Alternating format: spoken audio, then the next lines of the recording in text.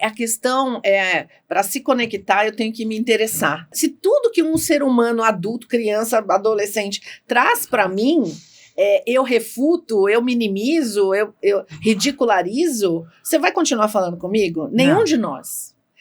Então, assim, pensar na imaturidade e se interessar pelos interesses do adolescente é o primeiro passo para se conectar com ele. É valorizar, é dar a ele um senso de importância e de competência. Eu sei escolher minhas coisas. Meu pai ou minha mãe estão se interessando por isso, né? Então, eu posso ensinar alguma coisa para eles, mostrar alguma novidade para eles. Isso é um atalho para a conexão entre pais e filhos adolescentes. Agora, dizer que a roupa dele é ridícula, que a música que ele ouve é péssima, que o youtuber é um retardado, sei lá o que muitos pais dizem, realmente não vai aproximar nunca. E se você quer influenciar um adolescente, influenciar, você tem que estar conectado a ele, não tem escapatória.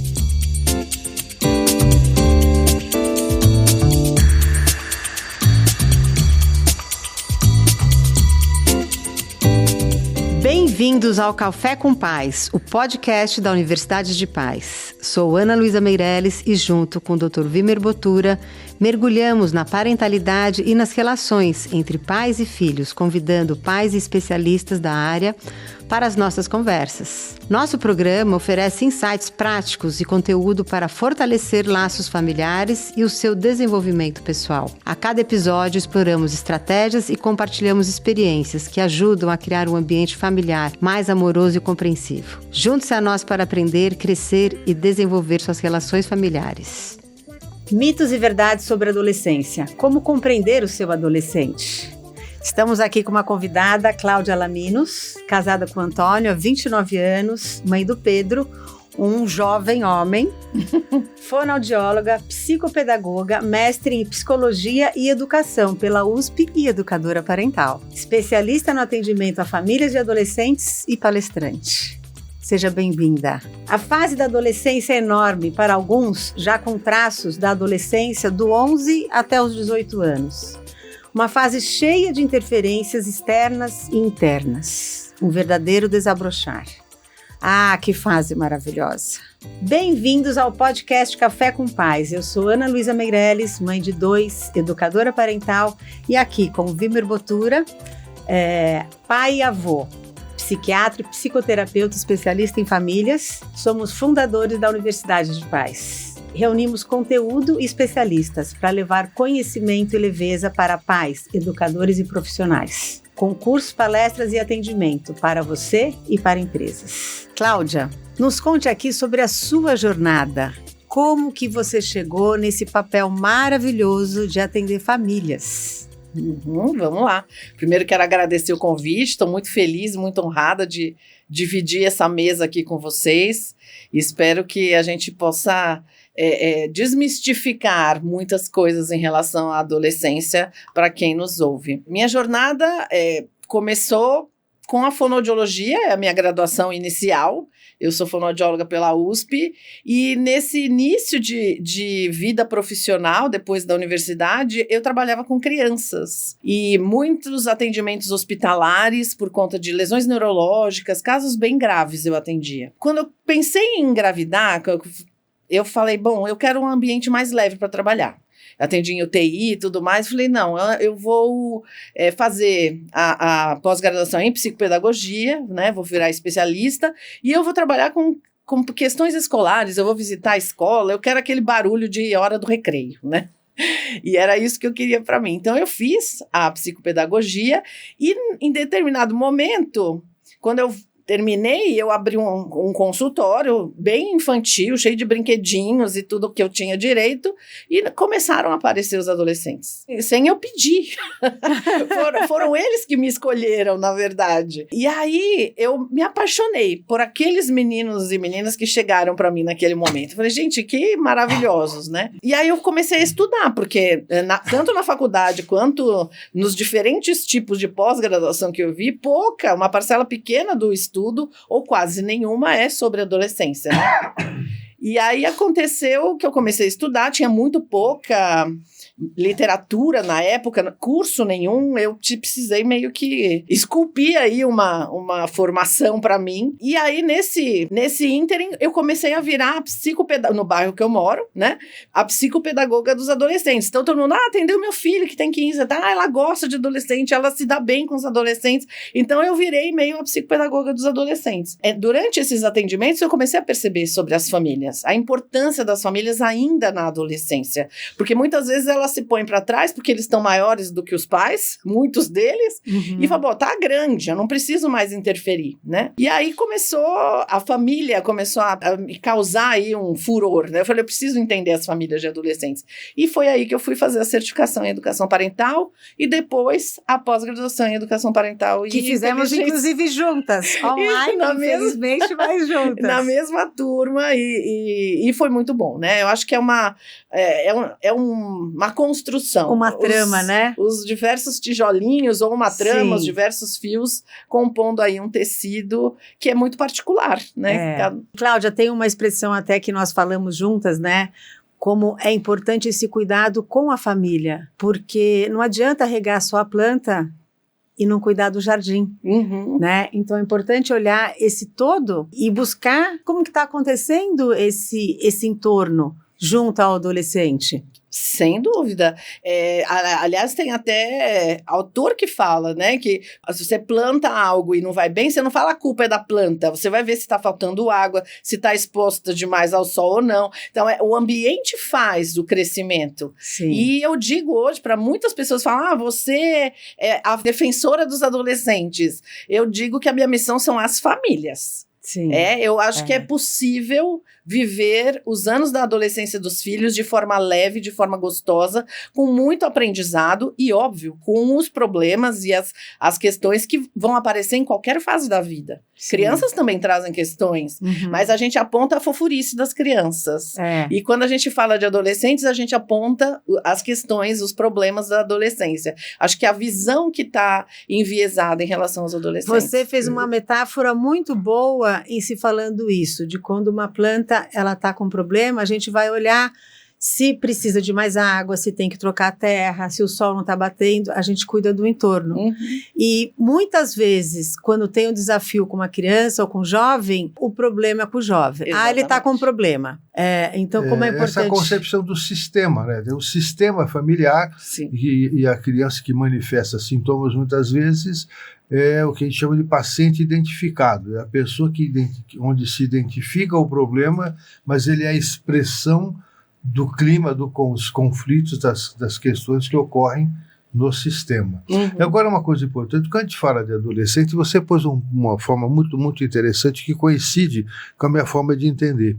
Quando eu falo da criança, do adolescente, eu não falo de um ser isolado. Eu falo de uma pessoa que faz parte de um grupo e que, quando ela sofre, todos sofrem. Quando ela está feliz, todos ficam felizes. Então, nós tratamos do sistema da família e a porta de entrada, muitas vezes, é pelo adolescente, pela pessoa que traz a manifestação. Mas é muito importante isso, nós falamos do todo. Não podemos esquecer. Exatamente. Porque isso. a tendência, pelo menos na minha experiência atendendo pais e mães, a tendência é querer consertar o que não está bom no adolescente. Alguns, assim, quando marcam a sessão, eles me mandam textos ou áudios enormes falando, porque o meu filho, eu quero só adiantar. Eles falam. E aí eles adiantam tudo para eu já começar a sessão sabendo dos problemas do seu filho. E é nessa leitura ou nessa escuta dos áudios que eles mandam que eu começo a perceber já o que eu tenho que intervir, como eu tenho que aconselhar esta família. E não falar, bom, então faça isso com o seu adolescente porque ele vai mudar desse jeito. A mudança começa no adulto, sempre, né?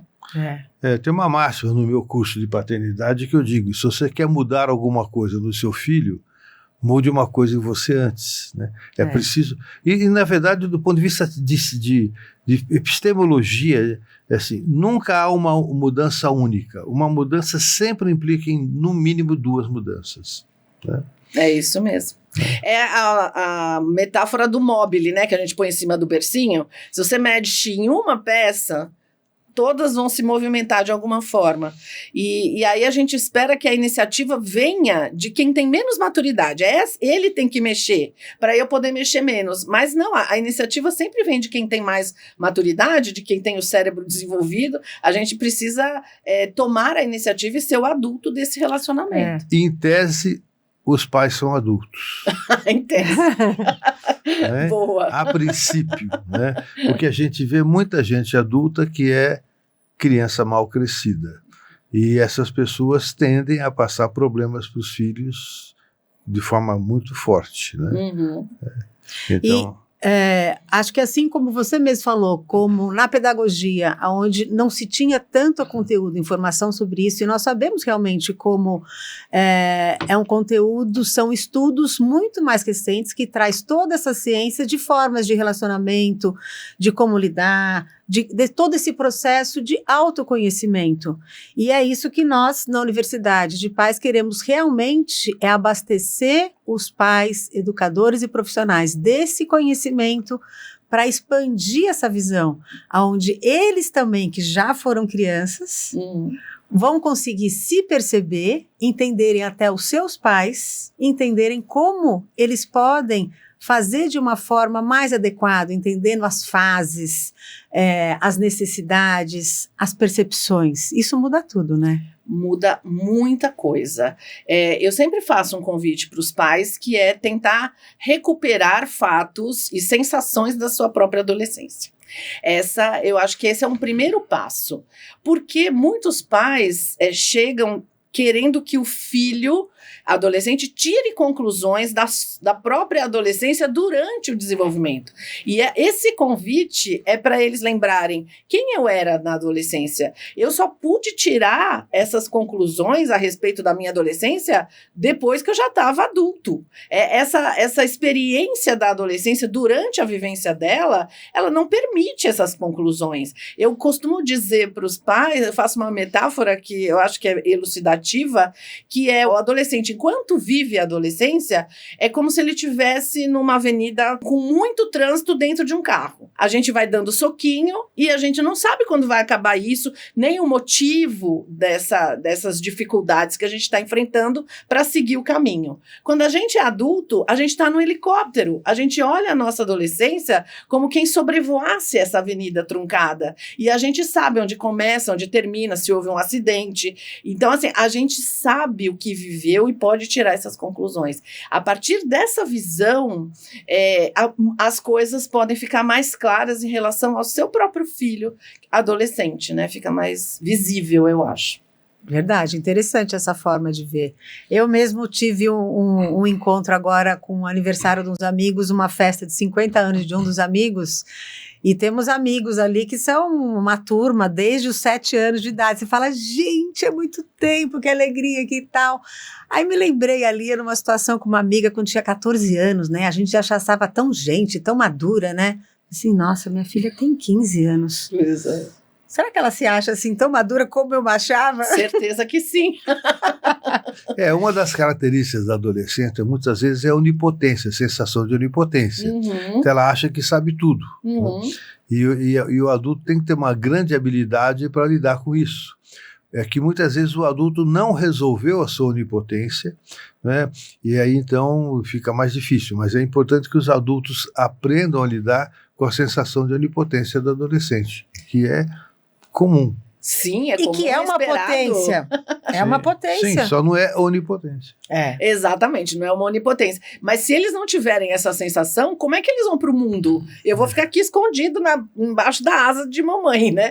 Eles precisam desse ímpeto. Desse desabrochar, né? Para ir para o mundo. E eu concordo com você, Vimer, quando muitos pais ou rebaixam essa sensação de onipotência de um jeito desastrado. Você acabou de sair das fraldas. Não vai discutir comigo. Eu tenho muito mais vivência que você, né? Isso não faz ressonância nenhuma.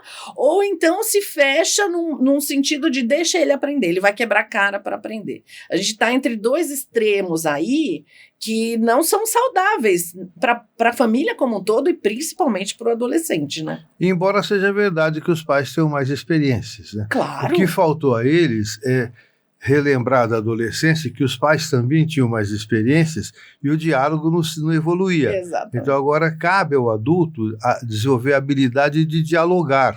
E dialogar significa, a partir da premissa, que eu posso mudar de opinião ouvindo o que o jovem diz. Né? Vou aprender com meus filhos. Então o adulto tem que mudar a concepção do que é diálogo. Diálogo não é fazer o outro mudar de ideia. Diálogo pode ser que eu mude de ideia. Né? E muitas vezes eles falam, meu filho não me escuta.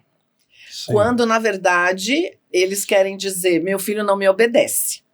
Essa é uma queixa frequente. Ele não escuta, eu falo 1000 vezes. Mas como é que é esse não escutar?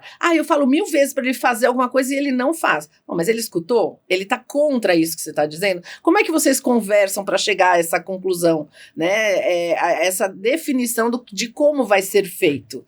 Então, há uma queixa ainda na expectativa da obediência, que era uma expectativa da minha geração, né? Dos pais da minha geração. Sim. E aí, essas coisas mudaram, as relações de autoridade mudaram com a tecnologia.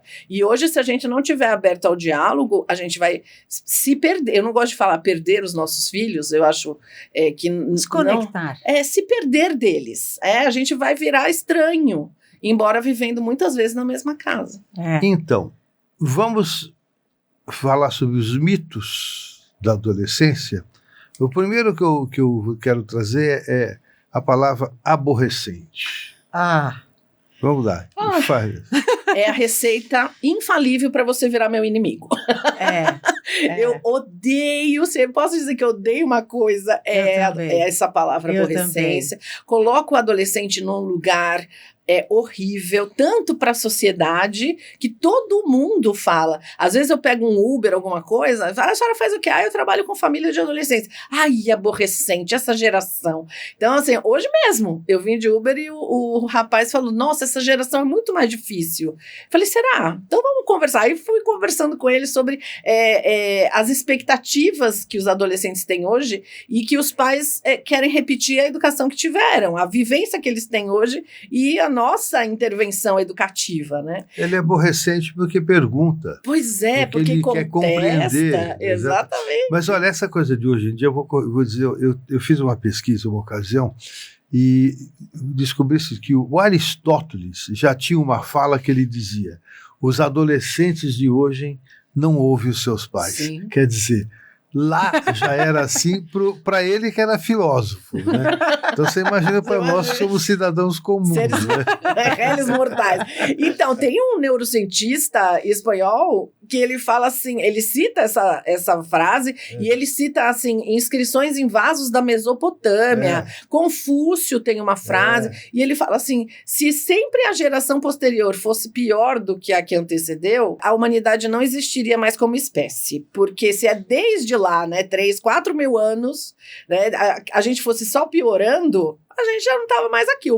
E não é bem isso que a gente vê uma evolução e um desenvolvimento da humanidade como espécie, né? Então, é entender realmente que é uma fase da adolescência e que vem de uma forma muito diferente. Sim. Né? E os pais que estão ali acostumados com as crianças que cresceram, que foram criando uma certa autonomia, de repente tem aquele espichar, né? Muda, cresce, de repente muda a forma de querer, muda a voz. Sai do controle. Né? Então, tudo isso vai mudando. E isso é o desabrochar. E tem uma expressão que fala, né? Quase como se fosse a lagosta, onde ela cresce e aquela capa, aquela casca não serve mais. E como esse pai, você mesmo falou, né, muitas vezes continua lidando com esse jovem como criança ou como um adulto.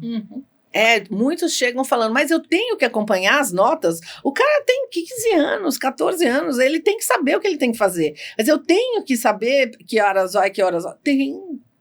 Eles não estão completamente desenvolvidos para tomar todas as suas decisões. É incorrer num risco enorme se os pais não acompanham. E isso é tratar o adolescente como adulto, né? E tem os outros que eu brinco falando, você está atracado com a sua criança e você não quer largar ela de jeito nenhum. E a criança está tentando virar adolescente, né? Está tentando crescer. E aí continuam tratando do mesmo jeito que tratavam antes, com todos aqueles controles que já são desnecessários. A gente precisa trabalhar a justa medida, né? O que eu posso abrir mão? Eu gosto de trabalhar com eles a questão da diferença da autonomia e da independência. O adolescente adquire várias autonomias, mas independente é o adulto. Mas se o filho se torna dependente, os adultos ficam codependentes. Sim! Por isso que a gente, quando trabalha na adolescência, trabalha no sistema, né? Para que os pais sejam desnecessários no futuro, né? Desnecessários do ponto de vista de serem quem resolve, quem provê, etc. Né? E acho que tem um outro mito que a gente traz aí, né? Que, assim como a gente falou do aborrecente, essa geração não tem jeito. É muito diferente.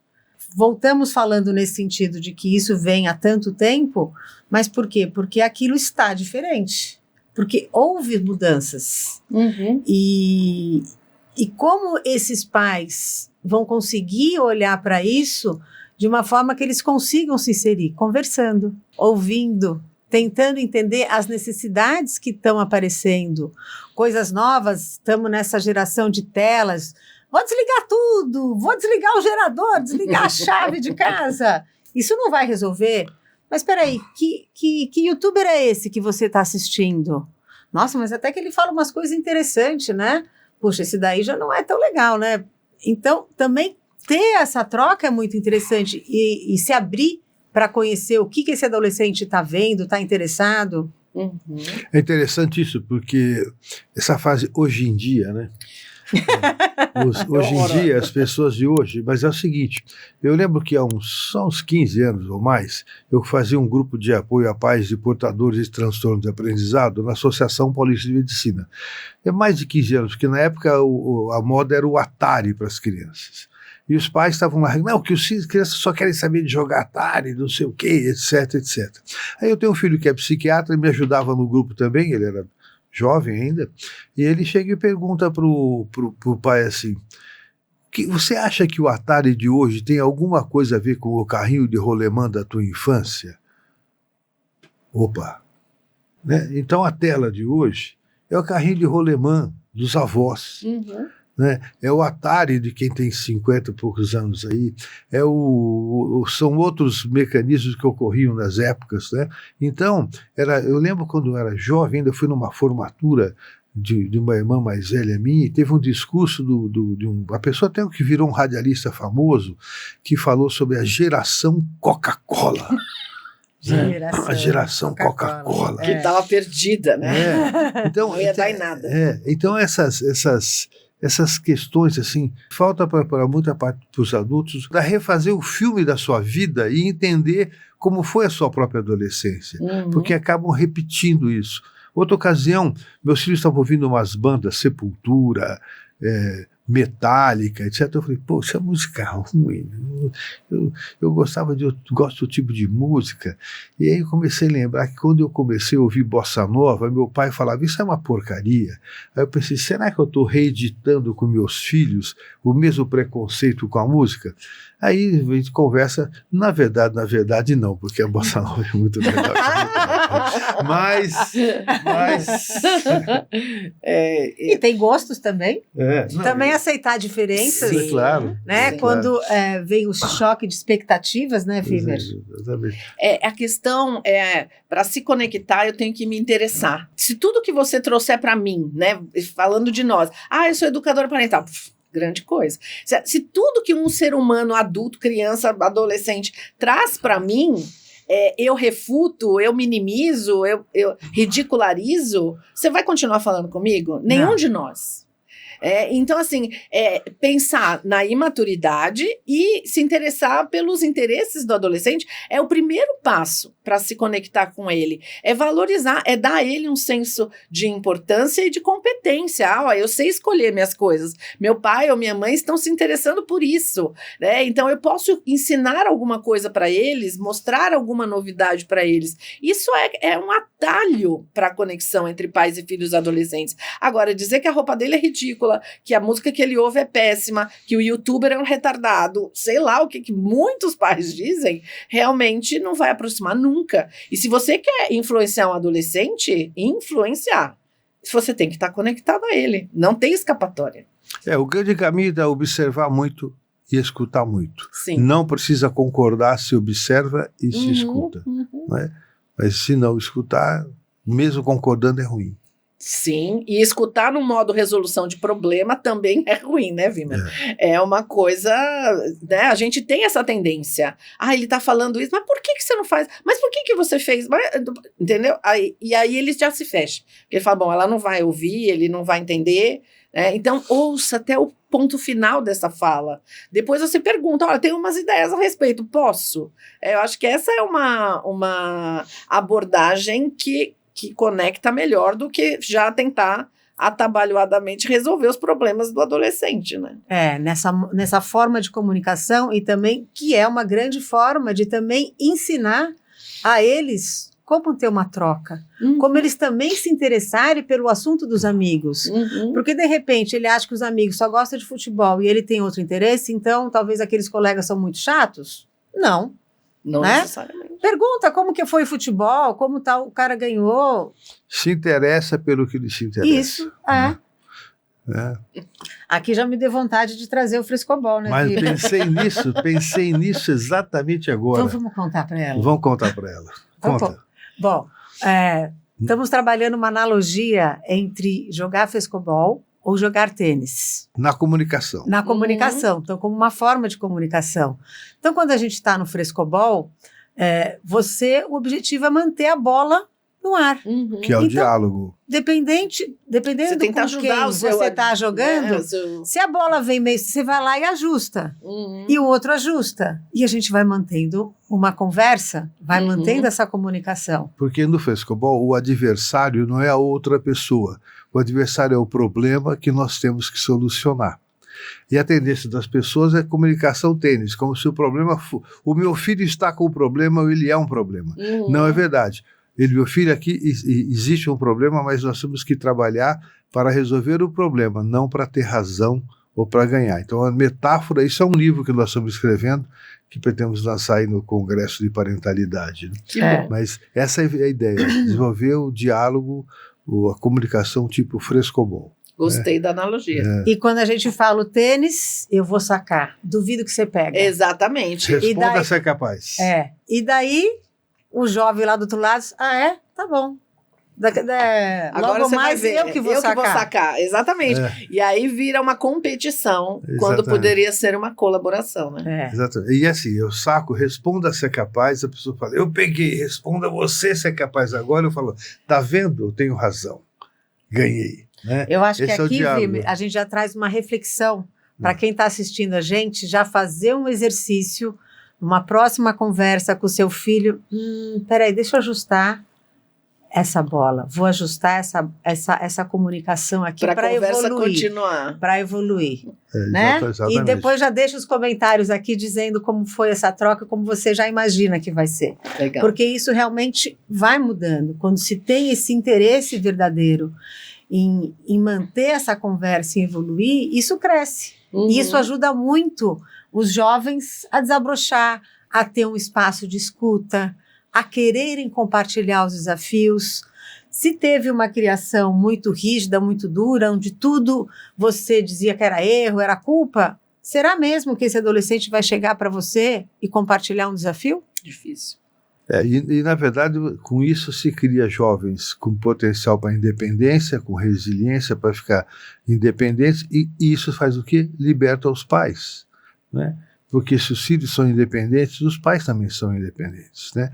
Eles vão ficar juntos porque querem, porque desejam, porque têm vontade, não porque são obrigados. Exato. Isso faz toda a diferença na relação. Né? Concordo totalmente. Tem até post falando sobre isso. A gente quer adultos que se aproximem de nós por desejo e não por obrigação. Senão aqui fica, hoje é aniversário da minha mãe. De quantos adultos eu já ouvi essa frase? Hoje é aniversário, tem que ir lá, né? Sabe? Tipo assim, né? Agora é minha obrigação. E isso é duro, eu imagino que deva ser muito difícil. E eu concordo totalmente. Quando o seu filho está independente, você fala, ufa, né? A gente pode só compartilhar, eu não preciso me preocupar com ele. É muita liberdade. Onde sinta que nós pais somos o porto seguro e que eles podem contar. Sim. E acho que dessa frase que você falou, eu falo muito uma coisa, ou seja, que família você quer daqui 15 anos? Como que você imagina isso? Se vão ser todos sentados à mesa, conversando, com amigos. Se é isso que você deseja, então que tem que cultivar isso agora. Acho nesse momento. É isso mesmo. A hora é agora. Se isso não for cultivado e for trabalhado e desenvolvido, isso não vai acontecer. E o que a gente vai trazer agora de verdades do adolescente? Verdades. Eles têm fome de mundo, eles são cheios de vida, eles querem olhar para fora. Eles se aproximam por identificação e num primeiro momento é importante que isso aconteça. Então, você citou o exemplo do futebol, né? No início da adolescência, isso é muito patente. E é importante para eles descobrirem do que ele gosta. Tanto é que às vezes eles estão no grupo do futebol e depois eles vão para o grupo do rock e vão usar aquelas camisetas com aquelas figuras feias, que para nós, né, são horrorosas. Não sei se para eles são também, nunca perguntei.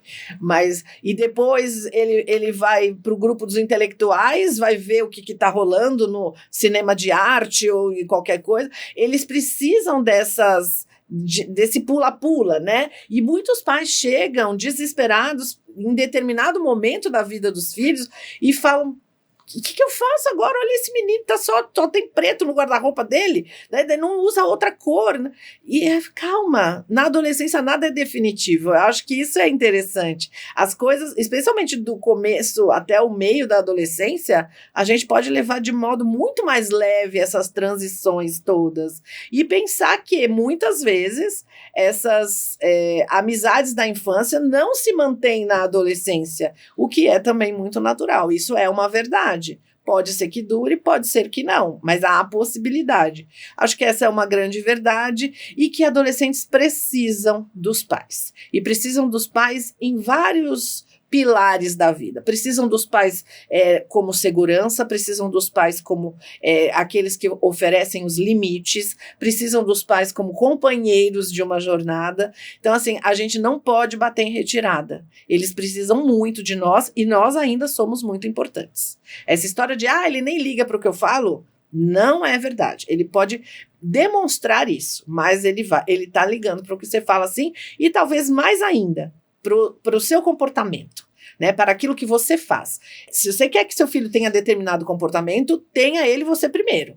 Você quer um filho que te escute? Escute primeiro. Você quer um filho honesto? Demonstre essa honestidade. Você quer um filho educado? Seja educado e respeitoso. Eles fazem reflexo àquilo que a gente é. Sim. E acho que complementaria ainda com alguma coisa de tudo lindo que você falou, que seria da autoconfiança, junto com a autoestima, mas esse suporte de até empoderar e ajudar esse jovem, entendendo os sonhos dele. Sim, você é capaz, experimente, vá, conheça, quer fazer diferente, vamos buscar juntos. Isso também é muito importante, sim, né? Sim. Uma coisa essencial na adolescência, é essencial em toda a nossa vida, mas na adolescência ela é mais incômoda, que é a curiosidade. Você falou, ele quer conhecer as coisas.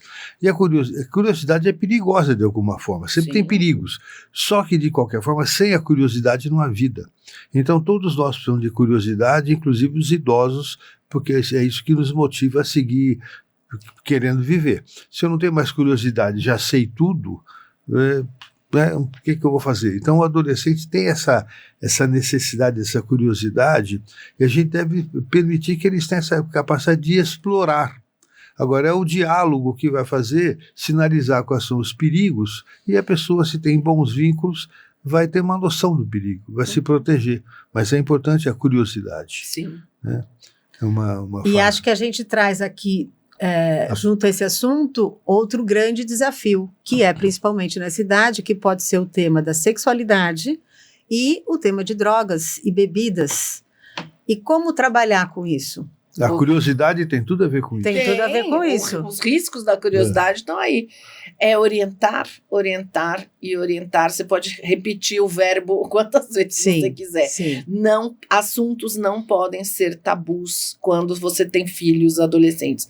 E isso é muito comum. Como é que eu falo de sexualidade? Uma vez, uma mãe falou assim, o meu filho tem 19 anos, vai fazer faculdade em outra cidade. Nós nunca conversamos sobre sexo. Como é que eu faço isso? Eu me sinto na obrigação de conversar com ele antes dele sair de casa. E agora, com 19? Né? Então, assim... Bom, o que tinha que conversar já passou a fase. Já foi. Então, assim, é muito comum assuntos serem tabus, porque eram com os nossos pais, especialmente se você é um pouco mais velho. Agora, desculpa, mas o que essa mãe, o que esse pai, que o filho chegou aos 19 anos, não falou de sexualidade, o que eles podem falar que vai ajudar essa criança? A minha concepção é que eles só vão atrapalhar, porque deve ter tantas dificuldades, né, que aquilo ficou velado naquela casa, e aos 19 anos quando vai sair de casa. Mas o cara vive já.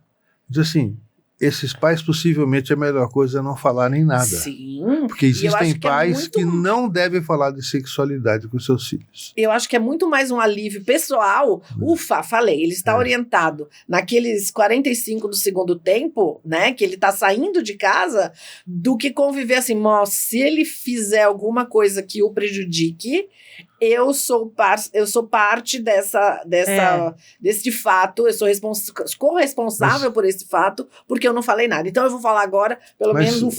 Mas qual o conteúdo que eles podem falar com essa história? Porque a gente tem que entender a vida das pessoas como um filme, não como uma sequência de slides, né? Então, a história vem se desenvolvendo. Chegou aos 19 anos, vai estudar fora... Não falaram, não tem noção isso? Numa geração que aos 13, 14 já estão... Antes, hein? Então... E sabe, Cláudio, que a gente recebeu aqui a Cida Lopes, sexóloga, falando exatamente tanto dos mitos, por que não se falava, e não se fala até hoje, sobre o sexo, e por que, como e o que falar. Então... realmente acho que traz aí um prato cheio de conhecimento e como isso é importante. E, na verdade, isso está no posicionamento e na cultura desses pais. Sim. E abrir esse assunto e deixar esse tema aberto, assim como veio sobre drogas e bebidas. E se você tinha o seu filho pequenininho, quantas vezes você falou para ele não colocar a mão na tomada? Quantas vezes você segurou na mão dele forte para atravessar a rua? Vai ser igual, só que agora os assuntos mudaram. Sim. E esse cuidado e essa repetição, ela continua sendo importante e tem que ser trazida. E tem que ter claro que as pessoas jovens têm informações da internet, têm informações dos amigos, né, eles observam na televisão, então eles têm conhecimento de várias coisas que os pais não podem ser ingênuos e achar que, vou falar, droga... é um perigo, sim, mas ele conhece alguém que usa, então a gente tem que tomar muito cuidado como fala, por isso que eu insisto muito, observar muito, escutar muito e intervir pouco. Né? Acho que é o caminho. E agora, de qualquer forma, é o seguinte, as pessoas, os assuntos que não se falam em casa, ele ouve em todos os lugares, né? Estão por aí. E se o adulto não toma iniciativa de falar, ele fala, isso aqui é proibido lá em casa. Então eu não vou levar nada desse assunto para casa, eu vou só ficar... conversando sobre isso na escola ou com os meus amigos. Mas os adultos precisam se informar para saber o que está acontecendo, para não falar conceito do século passado. Né? Ou achar que o adolescente está zerado no conhecimento. Eu tenho certeza que ele não sabe nada. Pois eu nem conheço seu filho, mas eu tenho certeza de que ele sabe. Alguma coisa, pelo menos. Né? E vai ter desafios na relação com outras famílias, de outros adolescentes, onde os pais ali têm outros valores, outra forma de lidar com esse assunto, e você acredita em outras formas. E isso precisa ser conversado. Claro. Né? E não velado. Pois é, e nessa hora que tem que entender que os pais podem aprender com os filhos, porque os filhos têm outras experiências. importante isso, né? Muito bem. É lindo. É lindo. Alguma mensagem que você queira passar, queira deixar mais para nós? Eu gostaria de finalizar dizendo que seu filho adolescente continua sendo seu filho, aquele que você conheceu pequenininho e que educou, ele é esta pessoa com as mudanças próprias da adolescência. Não se afaste. O adolescente pode se afastar, a gente tem que continuar no mesmo lugar, porque senão ele não tem para onde voltar, a gente duplica a distância. Então mantenha-se onde você sempre esteve, para que ele possa voltar e saber que você está lá. Então, essa é a mensagem que eu queria deixar. Lindo, até me emocionei. Beleza. Muito lindo. Então, muito obrigada, querida. Foi um prazer, né, Vimer? Foi um prazer. Eu também amei. Beleza, obrigado por ter. Então, ficamos aqui com mais esse episódio sobre mitos e verdades do adolescente. E se você é novo aqui no nosso canal, se inscreva, deixe o seu like, ative o sino e compartilhe com quem você acredita que precisa desse conteúdo. Acesse o nosso site e nossas redes. Nosso contato está disponível. Obrigada. Obrigada por ter ouvido o nosso episódio do podcast Café com Pais. Deixe a sua avaliação do podcast e compartilhe com quem você acha que pode se beneficiar em ouvir essas conversas. Para saber mais sobre o nosso trabalho, acesse o nosso site e redes sociais. Você encontrará toda a informação que precisa, assim como a ficha técnica do podcast e nossos contatos.